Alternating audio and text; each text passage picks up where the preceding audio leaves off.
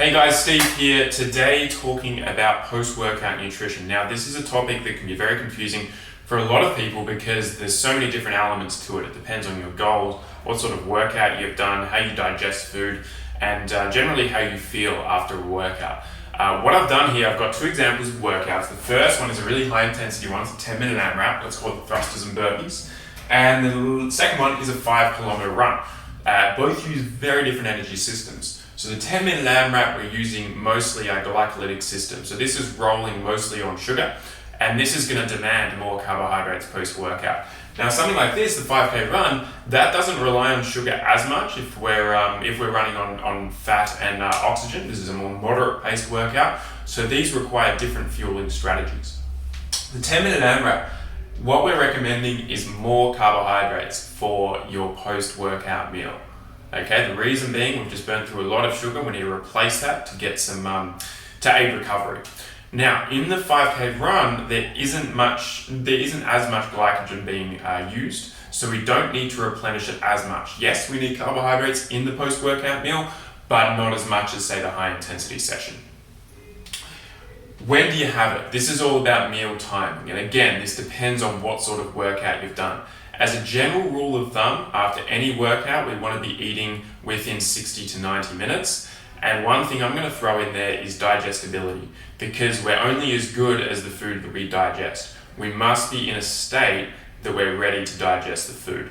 So wherever you are with your post-workout nutrition, make sure that you can sit down, enjoy your meal, chew slowly, and that's what's going to drive proper digestion.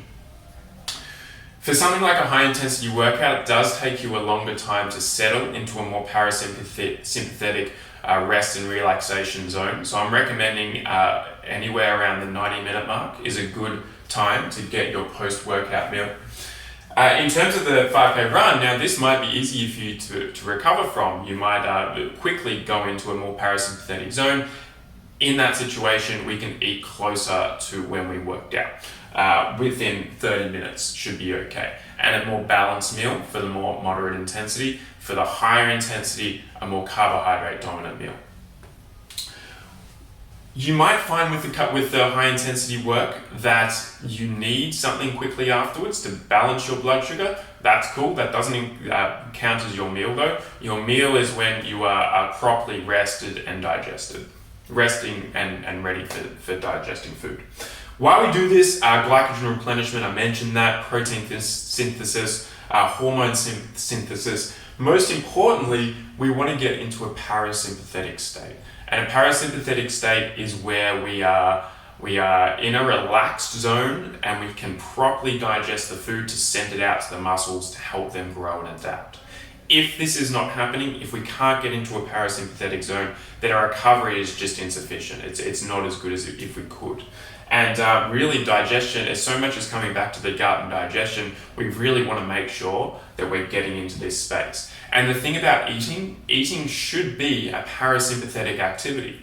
So when you're doing this stuff, put your phone down, put your distractions aside, and really focus on chewing your food, assimilating your food, and digesting it properly to enhance that parasympathetic state.